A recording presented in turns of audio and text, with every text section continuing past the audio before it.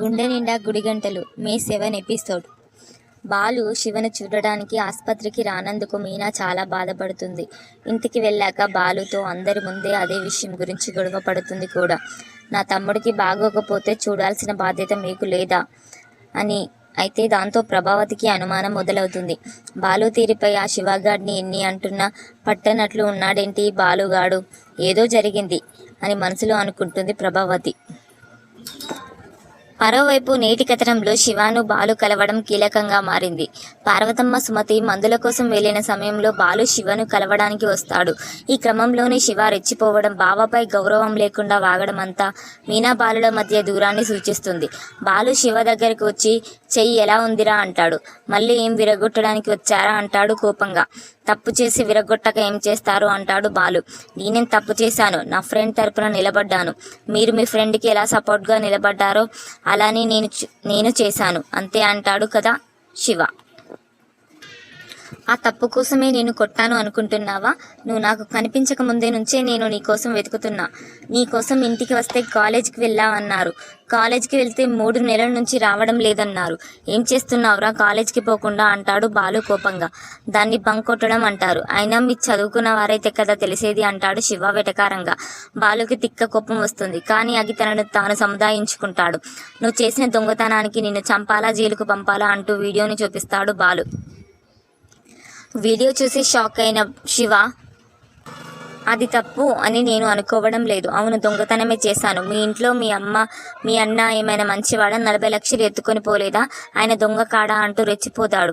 రే ఏంట్రా, ఏమైందిరా నీకు? నా ముందు నిలబడడానికి భయపడే నువ్వు ఇలాంటి సమాధానాలు ఎందుకు చెబుతున్నావు? చూడు నువ్వు ఎందుకు ఇలా మారిపోయావో, ఏం సాధించాలని ఇలా చేస్తున్నావో నాకు తెలియదు. మీ అమ్మ నీ మీద ఎన్నో ఆశలు పెట్టుకుంది. మీ అక్క నీ భవిష్యత్ కోసం చాలా నమ్ముతుంది. కానీ నువ్వేమో ఇలా మాట్లాడుతున్నావు. అసలు నువ్వు చేయి దాటిపోయావనుకోవాలా లేక నీ కోసం బాధపడాలా అంటాడు బాలు. ఎవరు నా కోసం బాధపడక్కర్లేదు. నేను ఒకరోజు మీ ఇంటికి వచ్చాను. మా అక్కను చూడటానికి మాత్రమే వచ్చాను. ఆ రోజు మీ అమ్మ మీ అన్న నా బ్యాగ్ వెతికి నన్ను దొంగ అన్నారు. ఆ రోజు ఏమి ఇవ్వాలంటే మర్యాద పోయింది, గౌరవం పోయింది. అందుకే ఛాన్స్ దొరికింది.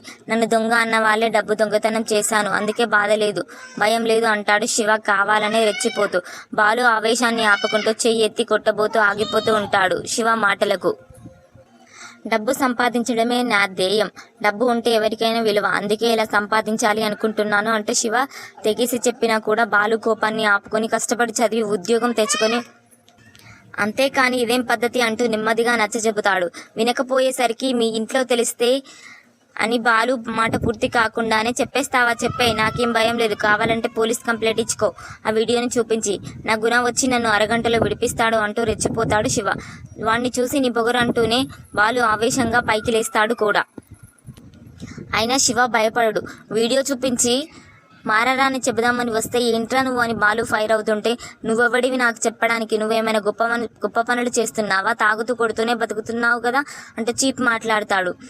బాలు అల్లాడిపోతాడు. నీ ఇంట్లో నీకే విలువలేదు. నీలాంటి వాడిని పెళ్లి చేసుకున్నందుకు మా అక్క బతుకు నాశనం అయింది అంటూ శివ వాగుతుంటే బాలు ఆవేశం ఆపుకోలేక మంచం ఎత్తేస్తాడు. దాంతో పక్కనే ఉన్న ఆమె బాలు మీద అరుస్తుంది. ఆసుపత్రిలో ఏంటి గొడవలని. దాంతో బాలు కోపంగా శివతో బిడ్డా చెబుతున్నా, నీ సంగతి చెబుతా అని వెళ్ళిపోతాడు. డైరెక్ట్గా రాజేష్ దగ్గరికి వెళ్ళి శివ అన్న మాటలకు అల్లాడిపోతూ జరిగింది చెప్పి బాధపడతాడు రాజేష్. బాలుకి సర్ది చెబుతాడు. ఈ కాలంలో పిల్లలు అలానే ఉన్నారా? ఆలోచించకు, అంతా సెట్ అవుతుంది అని చెబుతాడు రాజేష్. ఇకపోతే శివ వెంటనే గుణకి కాల్ చేసి మా బావ వచ్చి వీడియో చూపించాడు, నన్ను బెదిరించాడు. నేను సమాధానం ఇచ్చి పంపించేశాను. ఏం కంగారు పడనక్కర్లేదు అని చెబుతుంటే, నువ్వు జాగ్రత్త, మీ బావ ఇప్పటిదాకా ఈ నిజం ఎవరితోనూ చెప్పలేదంటే ఇంకా చెప్పడనే అర్థం. భయపడకు, నేను చూసుకుంటాను ధైర్యం చెబుతాడు గుణ. మొత్తానికి ఈ గొడవ మాత్రం బాలు మీనాలను దూరం చేసేలానే ఉంది. ఇప్పుడు సాక్ష్యంగా ఉన్న ఆ ఒక్క వీడియో బాలు సెల్ని పోతే బాలు మీనా నమ్మదు. అలా ఏమైనా గుణ ప్లాన్ చేస్తాడేమో చూడాలి. ఇలాంటి మంచి వీడియోస్ కోసం నా ఛానల్ని సబ్స్క్రైబ్ చేయండి, షేర్ చేయండి, లైక్ చేయండి. వీలైతే కామెంట్ చేయండి. నైస్ అని కానీ అస్సాం అని కానీ. Thank you.